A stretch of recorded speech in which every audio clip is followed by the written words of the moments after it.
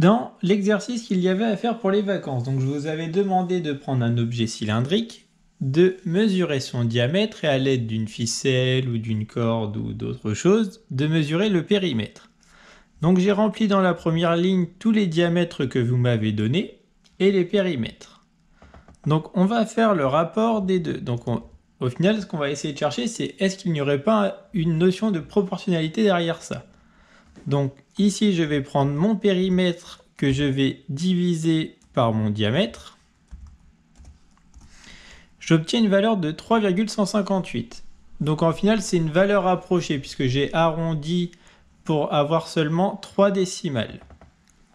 Si je continue, donc 26 divisé par 8,5, on a une valeur de 3,059. Donc ce n'est pas la même, mais on voit qu'on est quand même autour des 3.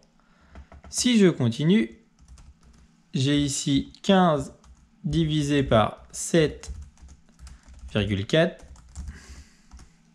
J'obtiens une valeur de 2,027. Donc celle-là, elle est beaucoup plus petite que 3. C'est un peu dommage. Si je continue,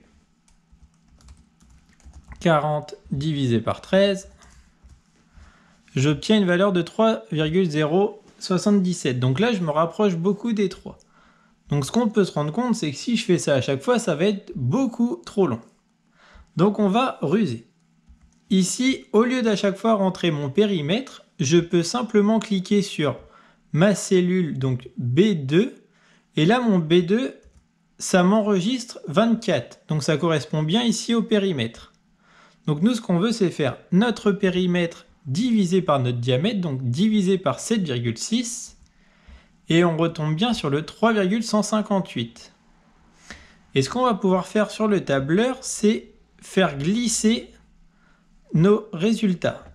Donc ici, nous faisions notre périmètre B2 divisé par notre diamètre qui est en B1. Et si je regarde dans cette cellule, c'est mon périmètre C2 qui est divisé par mon diamètre C1. Et donc on va prolonger comme ça jusqu'au bout.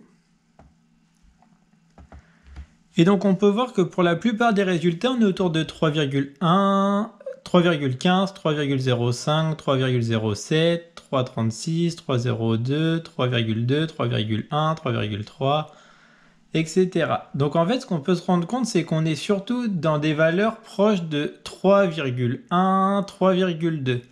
Et donc en fait, le coefficient de proportionnalité qu'on ne peut pas voir ici, mais qui existe en vrai, c'est le nombre pi. Nous sommes ici donc dans le chapitre 17, périmètre et aire d'un cercle. Donc les objectifs, c'est de savoir calculer le périmètre d'un cercle et de savoir calculer l'aire d'un cercle. Donc comme on l'a vu juste avant avec notre tableur, on s'est rendu compte qu'il y avait un lien entre le périmètre d'un cercle et son diamètre. Donc le périmètre,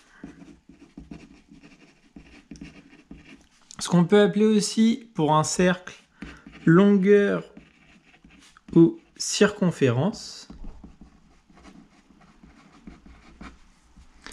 d'un cercle. Donc il va être égal au produit du diamètre, donc du diamètre que l'on va multiplier, donc c'est pour ça qu'on dit le produit, donc le diamètre en fait on va le multiplier par le nombre pi, qui est une valeur approchée de 3,14.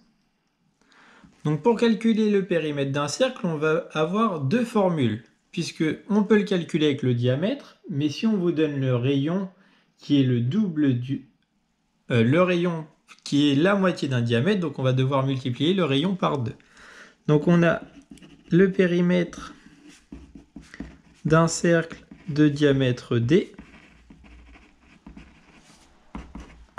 Ça va être, notre périmètre va être égal à pi fois diamètre.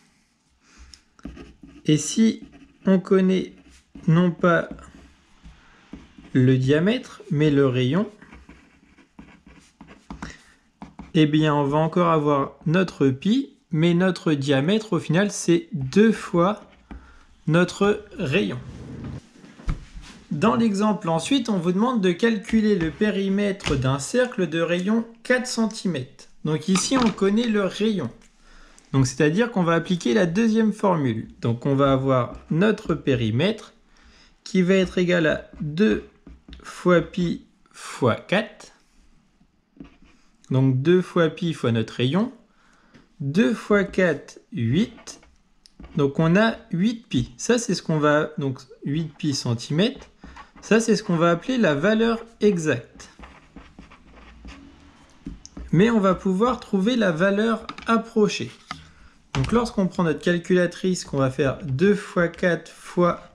Alors le pi, il est ici. Donc 2 fois 4 fois pi. Notre calculatrice, elle va nous donner une valeur approchée. Donc ici, on est à 25,13 si on arrondit au chiffre des centièmes. Donc le périmètre est d'environ égal à 25,13 centièmes. Et donc ça, c'est la valeur approchée.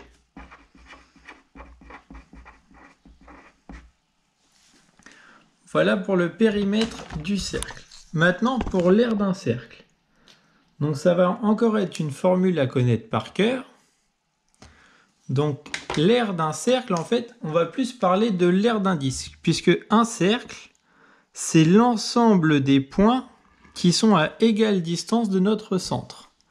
Mais l'aire d'un disque, donc l'aire, c'est tout l'intérieur. Et l'intérieur, donc tout va être pris en compte. C'est pour ça qu'on ne va pas utiliser le mot cercle, mais plutôt le mot disque. Donc l'aire d'un disque, ça va être égal au produit, donc qui dit produit dit multiplication, est égal au produit de son rayon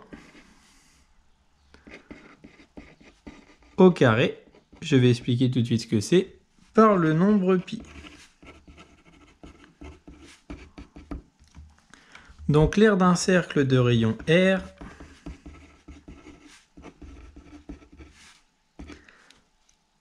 c'est grand A pi fois rayon au carré. Donc rayon au carré, c'est une notation.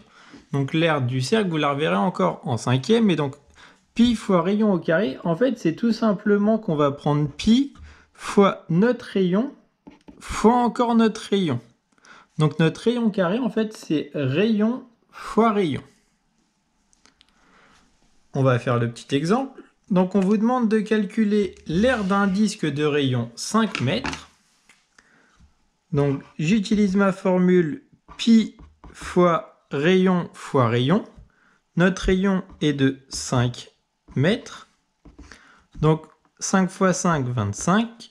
25 pi représente ma valeur exacte. Alors ici c'est une aire, donc on n'oublie pas l'unité. 25 pi mètres carrés. Et si je veux trouver une valeur approchée, donc je vais faire pi fois 5 fois 5. Et ça, si on arrondit au chiffre des centièmes, on va arrondir à 78 et 54 centièmes.